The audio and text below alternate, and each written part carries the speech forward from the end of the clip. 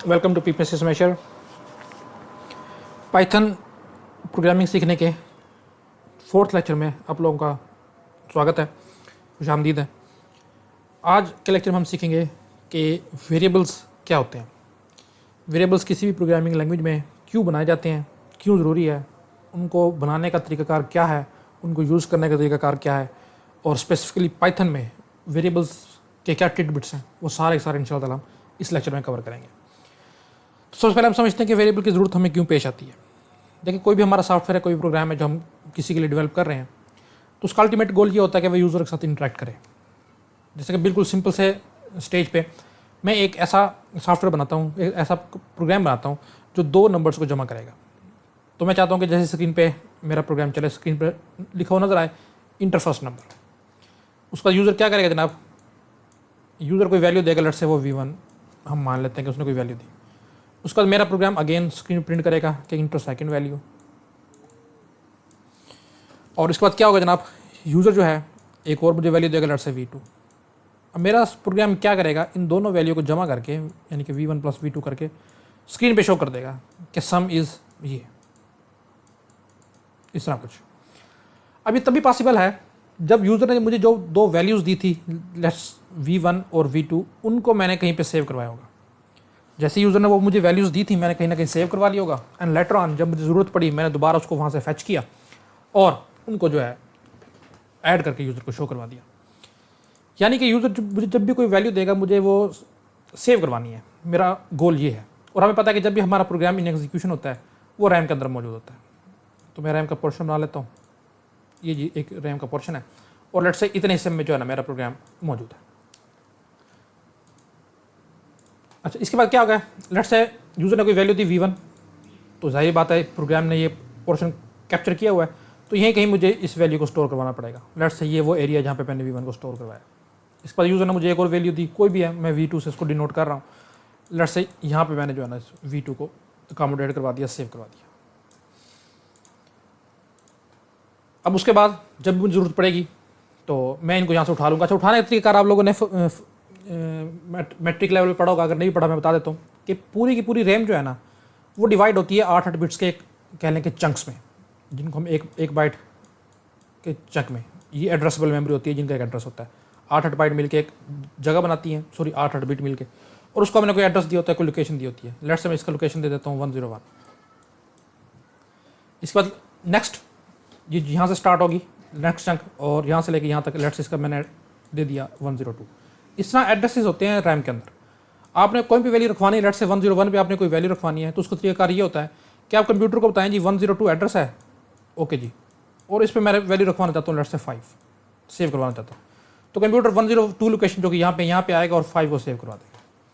इस तरह आपने 101 लोकेशन पर कोई भी चीज़ रखवानी है, आप यहाँ पे आएँ और कंप्यूटर को बताएं जी मैंने यहाँ पे फलां चीज़ रखवानी है, तो कंप्यूटर यहाँ पे जो है ना ये वैल्यू रखवा देगा। इस तरह ये चीज़ काम करती है।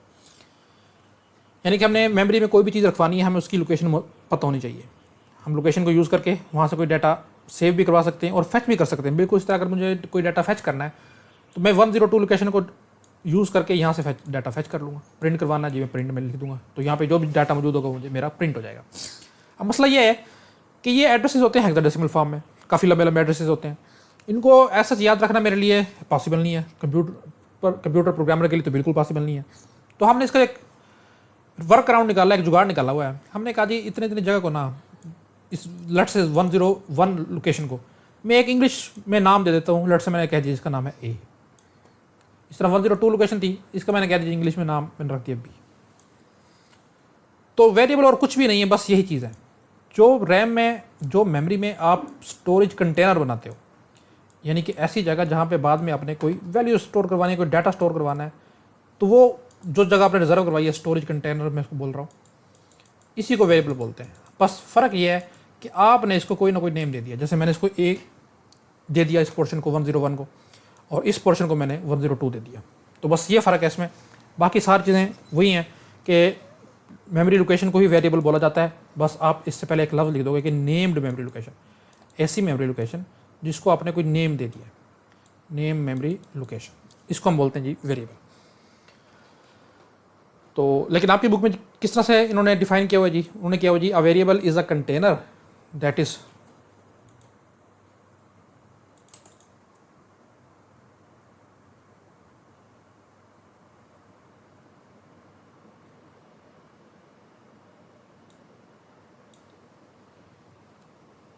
देखें जी, वेरिएबल कंटेनर यानी कि स्टोरेज एरिया है टू होल्ड डाटा, किसी भी वेरिएबल को, किसी भी वैल्यू को स्टोर करने के लिए। अच्छा, नेक्स्ट हमारा टॉपिक है जनाब कि हम वेरिएबल को बनाते कैसे हैं जी। आप में से जिन लोगों ने सी लैंग्वेज 10th में पढ़ी है उनको पता होगा कि वेरिएबल बनाने के लिए हमें कंप्यूटर को, हमें कंपाइलर को 2 चीज़ें बतानी पड़ती थी। एक तो जनाब डाटा टाइप, अभी मैं डाटा टाइप को एक्सप्लेन करता हूँ थोड़ा सा, और एक जनाब उसका नेम, उस मेमोरी लोकेशन का नेम। तो ये 2 चीज़ें थी जो हमें बतानी पड़ती थी। डाटा टाइप से यहाँ पे ये मुराद है कि मैं कंपाइलर को इन एडवांस बताता था कि भाई आगे चल के इस मेमोरी लोकेशन पे किस टाइप का डाटा आएगा। हमने डाटा टाइप आगे जाके पढ़नी है। मुख्तलिफ किस्म की डाटा टाइप्स होती हैं, जैसे एक डिजिट का डाटा यानी कि नंबर फॉर्म में डाटा होता है, इसको हम प्रोग्रामिंग में बोलते हैं जनाब इंटीजर, जिसको हम INT से डिनोट करते हैं। इस तरह हमारे पास और डाटा होता है इशारे वाली वैल्यूज़ 4.5 समथिंग, इस तरह इनको हम फ्लोट वैल्यूज़ बोलते हैं।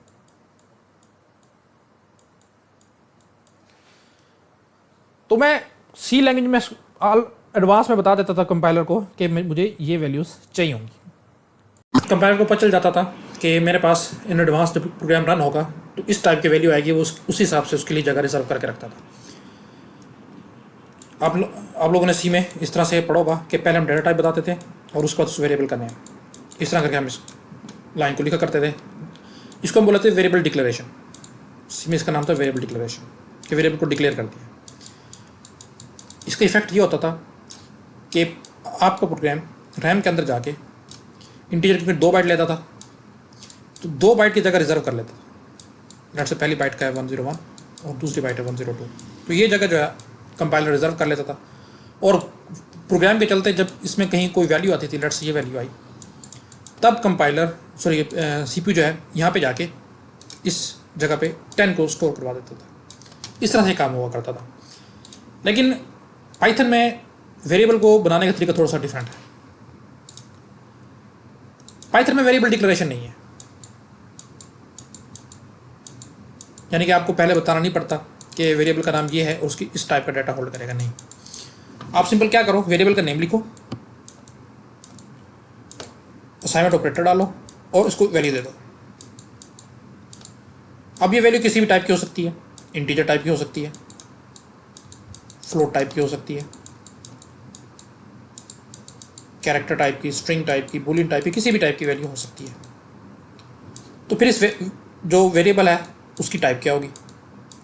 कंपाइलर देखेगा कि आपने इसको किस टाइप की वैल्यू दी है, तो जिस टाइप की आपने वैल्यू दी होगी उसी हिसाब से कंपाइलर जो है इस वेरिएबल की टाइप को सेट कर देगा। समझ नहीं आई तो अभी मैं बता देता हूँ।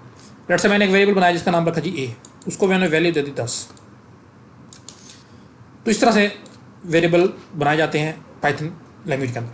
तब इस 10 एक डिजिट है, इंटीजर है, तो इस वैल्यू मैंने इंटीजर दी, तो कंपाइलर इस A की टाइप जो है वो ऑटोमेटिकली इंटीजर कर देगा कि इंटीजर टाइप का वेरिएबल है।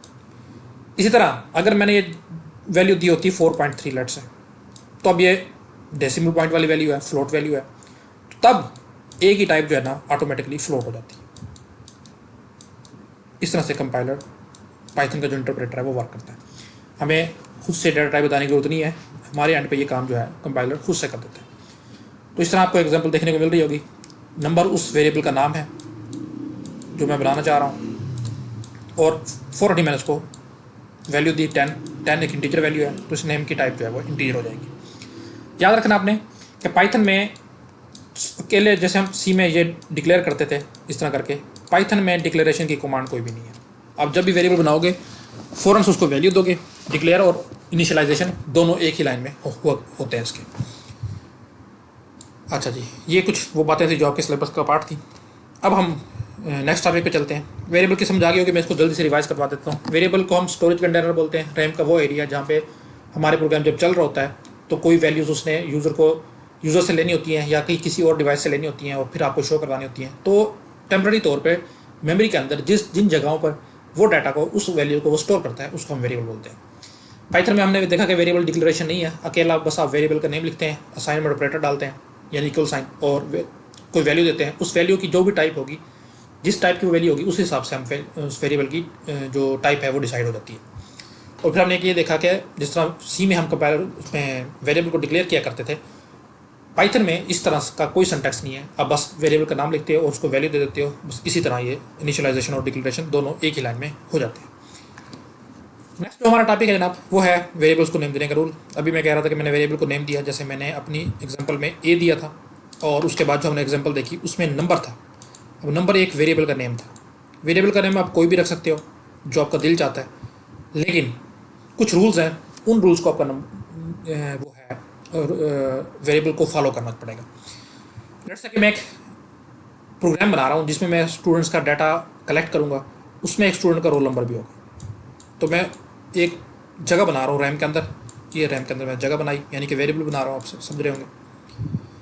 और उस वेरिएबल का मैंने नाम रख दिया रोल, कि इसमें मैं रोल नंबर सेव करवाऊँगा। अभी तो क्योंकि मुझे वैल्यू नहीं मिली, जब प्रोग्राम चलेगा कब भी वैल्यू मिलेगी तब मैं रखवा भी दूँगा। तो मैंने पहले ही एक वेरिएबल का सोच रखा है कि एक वेरिएबल होगा रोल नंबर, उसको मैं बनाऊँगा। अब इस रोल के बेस पे हम देखते हैं कि कौन कौन से रूल्स हैं। पहला रूल ये कहता है कि जो भी आपने वेरिएबल का नेम रखा है उसका फर्स्ट लेटर आप देखो, या तो वो स्मॉलर ABC में से होना चाहिए, ABCDEF up to Z, smaller case, lower case, या वो कैपिटल हो सकता है, कैपिटल लेटर हो सकता है अप टू Z। अगर ये नहीं है तो एक और आपके पास ऑप्शन है कि आप किसी भी वेरिएबल का नाम अंडरस्कोर जो साइन होता है ये वाला, इससे स्टार्ट कर सकते हैं।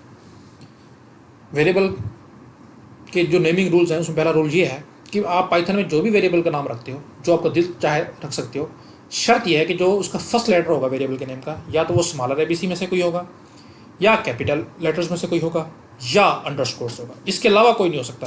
यानी कि आप चाहते हो कि यार मैं बच्चे का नाम रोल नंबर रखूँ, सॉरी एक वेरिएबल बनाऊँ जिसका नाम मैं रोल नंबर रखूँ, और मैं स्टार्ट करूँ उसको @ से, @roll, इस तरह मैं रखना चाहूँ, तो ये नहीं हो सकता। कोई भी स्पेशल कैरेक्टर जो है वो वेरिएबल के नेम में नहीं आ सकता सिवाय अंडरस्कोर के, इवन के स्पेस भी नहीं आ सकता, वो हम आगे देख लेंगे। स्पेशल कैरेक्टर वेरिएबल के नेम में अलाउ ही नहीं है। तो स्टार्ट का मैं पे चल गया। स्टार्ट के बाद जितने भी लेटर्स हैं, हमने अभी रोल लिखा था तो बाकी 3 लेटर बच गए, इनको आप सबको बारी बारी चेक करोगे, और किस रूल के बेस पे करोगे वो मैं लिख देता हूँ। बाकी जो लेटर्स जितने भी बच गए हैं, या तो वो भी स्मॉलर ABC में से होंगे, ठीक है जी। अगर स्मॉलर ABC में से नहीं है तो वो कैपिटल ABC में से होंगे। अगर उसमें से भी नहीं है तो जनाब वो अंडरस्कोर होगा। अगर अंडरस्कोर भी नहीं है, एक नई चीज़ यहाँ पे आ गई, तो वो डिजिट हो सकते हैं 0 1 2 अप टू 9 तक। अब मेरा नाम है जी है पहला तो R, ये तो हमारा क्लियर हो गया था, हमने देख लिया था। अब OLL 3 लेटर मेरे पास बचे हैं, इनको मैं बारी बारी चेक करूँगा। तो पहले O आया तो मैंने देखा जी क्या ये स्मॉलर ABC में से, हाँ ये मैच कर गया स्मॉलर ABC में से। अगर नहीं होता तो फिर मैं कैपिटल लेटर से मैच करता, फिर मैं इसको अंडरस्कोर से मैच करता, और फिर मैं इसको डिजिट से मैच करता। तो ये मेरा क्योंकि पहले मैच हो गया, तो L भी इसी तरह स्मॉल लेटर्स में से है, और अगला L भी जो है वो स्मॉल लेटर्स में से है, तो ये मेरा नाम वैलिड है। लेकिन अगर देखो मैंने नाम रखा होता अपने वेरिएबल का RO और कैपिटल L, इस तरह अगर मैंने रखा होता तो R तो मेरा क्लियर हो गया था, ये स्मॉलर में से ओके। अभी देखो ये कैपिटल में है, तो कैपिटल में भी जो है वो आ सकते हैं, ये हमने लिखा हुआ कि ये देखें,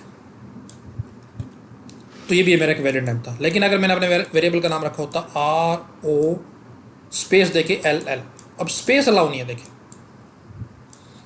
नेम वेरिएबल के नेम में कभी भी स्पेस अलाउ नहीं है, तो ये नाम नहीं उसका हो सकता था। या मैंने अगर ये रखना होता RO#LL, तो ये भी स्पेशल कैरेक्टर है, ये भी अलाउ नहीं है, तो ये भी वेरिएबल का नाम नहीं हो सकता। तो वेरिएबल के नाम में बस आपने मोटा मोटा से रूल याद रखने हैं, या तो स्मॉलर ABC होगी, या कैपिटल ABC होगी, या अंडरस्कोर होगा, और फर्स्ट लेटर के अलावा बाकी लेटर्स की बात कर रहा हूँ मैं, डिजिट भी हो सकता है। तो बस ये मोटे से रूल है। हाँ, कोई भी आपका वेरिएबल जो है वो डिजिट से स्टार्ट नहीं हो सकता। फर्स्ट फॉर एग्जांपल आप एक वेरिएबल का नाम बनाना चाहते हो, जिसका नाम आप रखना चाहते हो फर्स्ट नेम 1ST और अंडरस्कोर नेम। इसमें देखें बाकी सारे मेरी चीज़ें क्लियर हैं, ST भी क्लियर है, अंडरस्कोर भी आ सकता है, N भी आ सकता है, AME सारा कुछ आ सकता है। लेकिन हमने रूल पढ़ा था कि जो स्टार्टिंग लेटर है किसी भी वेरिएबल का, या तो वो स्मॉलर ABC में से या कैपिटल ABC में से या अंडरस्कोर में से होगा, इसके अलावा नहीं हो सकता। जबकि यहाँ ये स्टार्ट हो रहा है डिजिट से, तो एक नाम गलत है। हाँ, अगर यही 1 आखिर में आ जाता और शुरू में कुछ भी ना होता, S से स्टार्ट हो रहा होता, फिर ये एक वैलिड नेम था। तो इस तरह की बातें आप लोग याद रखोगे। अच्छा, फिर दूसरा रूल कहता है कि variable names are case sensitive. आपने एक वेरिएबल का नाम रखा ROLL, ये सारे का सारा है स्मॉल लेटर्स में, और एक का आपने नाम रख दिया R कैपिटल, वो बाकी सारे स्मॉलर, या एक का आपने नाम रख दिया सारे के सारे कैपिटल। अब ये देखो, नाम एक ही है, सारे रोल हैं, लेकिन ये तीनों अलग अलग मेमोरी में जगह बनाएंगे, यानी कि ये 3 वेरिएबल बनेंगे अलग अलग, इस तरह करके। केस सेंसिटिव से मुराद ये है कि अगर कोई चीज़ स्मॉलर ABC में लिखी हुई है, किसी वेरिएबल का नाम स्मॉलर ABC में लिखा हुआ है और वही नाम बेशक कैपिटल लेटर्स में भी लिखा हुआ है, तो वो सेम नहीं है। पाइथन उन दोनों को अलग अलग कंसिडर करता है, उनके लिए वो अलग अलग वेरिएबल बनाएगा, उनमें अलग अलग मेमोरी में जगह भी लेंगे वो, और वैल्यूज़ भी उनमें अलग अलग ही आएंगी। जैसे एग्जांपल दिया है कि एज और एज सिर्फ ए का डिफरेंस है, देखें ए कैपिटल कर दिया, लेकिन ये 2 अलग अलग वेरिएबल कंसिडर किए जाएंगे। फिर कुछ चीज़ें हैं जिनको हम कीवर्ड्स बोलते हैं। कीवर्ड्स वो वर्ड्स हैं जो पाइथन वालों ने पहले से ही प्री डिफाइंड कर दिए हैं, उनका मीनिंग बता दिया, उनका पर्पस बता दिया, उनका मकसद बता दिया कि ये आपकी प्रोग्राम में इस मकसद के लिए यूज़ होंगे। उनका मतलब, उनके मीनिंग हम चेंज नहीं कर सकते, उनको हम रीडिफाइन नहीं कर सकते। जैसे हमने एक फंक्शन पढ़ा है प्रिंट, तो ये PRINT एक कीवर्ड है, यानी कि इसका मीनिंग पाइथन ने पहले से ही डिफाइन कर दिया कि जहाँ पे भी ये चीज़ यूज़ होगी वो इसलिए यूज़ होगी ताकि स्क्रीन पे आप कोई चीज़ प्रिंट करवा सकें। अब मैं एक वेरिएबल बनाता हूँ जिसका नाम मैं रखता हूँ प्रिंट, और उसको मैं वैल्यू असाइन करता हूँ लेट्स से 5। तो क्योंकि इस प्रिंट के मीनिंग पाइथन की लैंग्वेज में पहले से ही प्री डिफाइंड है कि प्रिंट जहाँ भी आएगा, स्क्रीन पे कोई वैल्यू प्रिंट करने के लिए आएगा, तो आप इसको रीडिफाइन करके एक वेरिएबल बना रहे हो और उसको एक वैल्यू दे रहे हो 5, तो ये नहीं हो सकता। इस तरह के और भी वेरिएबल कीवर्ड्स हैं, जैसे आप आगे पढ़ोगे फॉर, वाइल, इस तरह के कुछ नहीं। ये सारे के सारे कीवर्ड्स हैं, यानी कि वो वर्ड्स जिनके मीनिंग पाइथन ने ऑलरेडी डिफाइन कर रखे हैं, हमें बता रखे हैं कि ये सिर्फ इस पर्पज़ के लिए यूज़ होगा, वो उन्हीं के लिए हमने करना है। वो नाम जो है हम अपने वेरिएबल्स के लिए नहीं कर सकते। इसके अलावा जो मर्जी नाम आपका दिल चाहता है, दुनिया का जो मर्जी नाम आप रखें, शर्त यह कि वो इन 3 रूल्स को फॉलो करता हो, वो पाइथन के वेरिएबल को नाम दे दें, वो एक्सेप्टेबल है। बस इन तीनों को रूल्स को वो फॉलो करना चाहिए। आगे कुछ एग्जाम्पल दी, पहले हम वैलिड एग्जाम्पल देख लेते हैं। देखिए जी, वेरिएबल का नाम हमने रखा है AGE। अब हमारे तीनों रूल क्या कहते थे, स्मॉलर ABC से स्टार्ट हो, कैपिटल ABC से स्टार्ट हो या अंडरस्कोर से स्टार्ट हो। पहला रूल ये था, तो मैंने ये देखा तो ये स्मॉलर ABC से स्टार्ट हो रहा है, तो मैच मिल गया। उसके बाद जितने भी हैं उनको मैं दोबारा चेक करूँगा कि वो स्मॉलर से स्टार्ट हो रहे हैं, कैपिटल से स्टार्ट हो रहे हैं, अंडरस्कोर से स्टार्ट हो रहे हैं या डिजिट्स वगैरह से स्टार्ट हो रहे हैं। तो ये देखें G और E ये दोनों स्मॉलर से स्टार्ट हो रहे हैं, तो ये एक वैलिड नेम है। अच्छा, इसी तरह नीचे एक वेरिएबल का नाम है नाम अंडरस्कोर और कलर COLOUR, तो या तो स्मॉलर ABC से स्टार्ट होगा या कैपिटल से या अंडरस्कोर से, तो ये अंडरस्कोर से स्टार्ट हो रहा है, वैलिड नेम है। उसके बाद बाकी सारे के सारे इसमें भी स्मॉलर ABC हैं, तो ये भी एक वैलिड नेम है। इस तरह टोटल स्कोर आप देख लें, T से स्टार्ट हो रहा है, वैलिड है। बाकी सारे या तो स्मॉलर ABC हैं या अंडरस्कोर है, तो ये भी वैलिड है। अच्छा, उसके बाद हम कुछ अब इनवैलिड एग्जाम्पल देख लेते हैं। तो ये देखें जी, कोई भी वेरिएबल का नाम डिजिट से स्टार्ट नहीं हो सकता, तो ये स्टार्ट हो रहा है 1 से, आगे देखने की जरूरत ही नहीं है, ये इनवैलिड नेम है। अच्छा जी, क्लास एक कीवर्ड है, इसकी मीनिंग पाइथन ने पहले से डिफाइन कर रखे हैं, तो ये भी आप एज अ कीवर्ड क्योंकि है तो उसको आप एज अ नहीं यूज़ कर सकते वेरिएबल के नेम के तौर पर। फिर देखें जी, यूज़र है, यूज़ से स्टार्ट हो रहा है, बिल्कुल ठीक है, S भी बिल्कुल ठीक है, E भी बिल्कुल ठीक है, R भी बिल्कुल ठीक है, यहाँ तक तो है ठीक। फिर इसने बीच में डाली हुई हाइफन और फिर डाला हुआ जी नेम। तो हमने ये पढ़ा था कि अंडरस्कोर तो आ सकता है, लेकिन ये जो साइन है ये अंडरस्कोर नहीं है, ये हाइफन है। तो हाइफन एक स्पेशल कैरेक्टर है। स्पेशल कैरेक्टर जितने भी हैं, hash, @ comma, dot, forward slash, backward slash, hyphen, double quotation, exclamatory mark, question mark, ये जितने भी हैं, इवन के स्पेस भी, स्पेस का हम सिंबल ये होता है और इंटर का ये होता है सिंबल, इनमें से कोई भी आ जाए तो वो वैलिड नहीं है। तो ये हाइफन आ चुकी है, तो ये भी वैलिड नहीं है। तो उम्मीद है कि हमने कुछ प्रैक्टिस की है, आप लोगों को ये चीज़ें क्लियर हो गई होंगी। तो अच्छा जी, हम जल्दी से देख लेते हैं कि कितने टाइप्स के वेरिएबल्स जो हैं जो हम पाइथन में बनाते हैं। तो अभी मैं कुछ बताता भी आ रहा था। कुछ वैल्यूज ऐसी ऐसी होती हैं जो होल नंबर होती हैं, जिनको हम सही अदाद बोलते हैं, यानी कि मुकम्मल अदद होती है, इनमें इशारे नहीं होते, जैसे 1 है, 11 है, 19 है, 122 है, ये सारे के सारे इशारे के बगैर है। ऐसी वैल्यूज को हम बोलते हैं जनाब इंटीजर वैल्यू, INTEGER। और जब हम वेरिएबल बनाएंगे तो उस वेरिएबल की टाइप होगी इंटीजर, जिसको हम रिप्रेजेंट करेंगे INT से। तो पहली टाइप हमारे पास है जी इंटीजर, स्टोर्स होल वैल्यू, और ये एग्जांपल देखें। दूसरी जनाब हमारे पास होती है ऐसी वैल्यू जिसमें इशारिया जाता है या जिसमें बटा हो, जैसे 4.5 है, इशारिये वाली वैल्यू है, 2/3 है, बटे वाली वैल्यूज़ हैं। इन वैल्यूज़ को बोला जाता है फ्लोटिंग पॉइंट वैल्यूज़, या रियल वैल्यूज़ भी इनका नाम होता है। और पाइथन में जो वेरिएबल की टाइप इन वैल्यूज़ को, रियल वैल्यूज़ को होल्ड करती है, उसको हम बोलते हैं float, FLOT, floating point values या रियल वैल्यूज़ को होल्ड करेगा। देखिए स्टोर डेसिमल नंबर, यानी कि इशारे वाली वैल्यूज़, और ये इसके एग्जाम्पल में दी हुई है। तीसरी डेटा टाइप जो आपकी बुक में जिसका जिक्र है वो है जनाब स्ट्रिंग।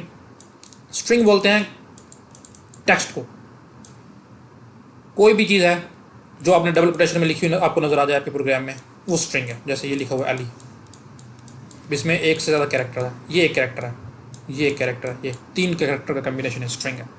या इस तरह आपको लिखा नज़र आ जाए 124, लेकिन उसके आसपास डबल कोटेशन हो। डबल कोटेशन नहीं है फिर तो ये इंटीजर है, डबल कोटेशन है, सिंगल कोटेशन है, या ट्रिपल कोटेशन है, तो फिर ये स्ट्रिंग है।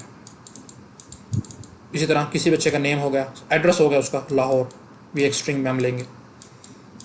तो ऐसी डाटा टाइप जो एक स्ट्रिंग को होल्ड करती है, टेक्स्ट को होल्ड करती है, तो उसको हम स्ट्रिंग बोलते हैं, STR से रिप्रेजेंट करते हैं। फिर कुछ हमारे पास वैल्यूज होती हैं जिसमें हमने सिर्फ और सिर्फ 1 या 0 या ट्रू या फॉल्स, इस तरह की कुछ चीज़ें स्टोर करवानी होती हैं। आप लोगों ने ये पढ़ी हुई होंगी मैट्रिक में कि बूलियन अलजेब्रा, बूलियन वेरिएबल्स वगैरह, ये बूलियन वैल्यूज़ क्या होती हैं, ये उन्हीं की बात हो रही है। तो ऐसी डाटा टाइप, ऐसा वेरिएबल जो सिर्फ और सिर्फ ट्रू या फॉल्स वैल्यू को अपने अंदर स्टोर करवाता है, उसको हम बोलते हैं बूलियन, और उसको रिप्रेजेंट किया जाता है बूल से, BOOL, बूल। जैसा कि मैं एक वेरिएबल का नाम बनाता हूँ, इज स्टूडेंट, क्या ये बंदा स्टूडेंट है? अगर तो ये बंदा स्टूडेंट है तो इसको मैं वैल्यू साइन करूँगा ट्रू, कि हाँ ये स्टूडेंट है। और अगर ये स्टूडेंट नहीं है तो फिर मैं इसको वैल्यू साइन करूँगा फॉल्स।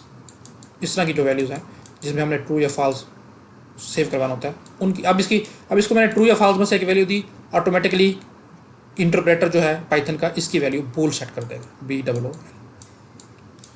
तो ये हमारे पास थी वेरिएबल्स। इस लेक्चर में हमने सबसे पहले वेरिएबल को डिफाइन किया,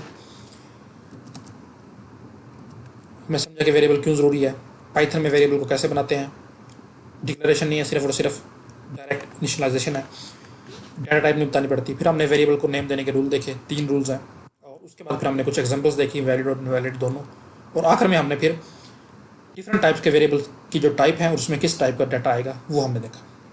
तो आज के लिए इतना ही, इजाज़त दीजिए।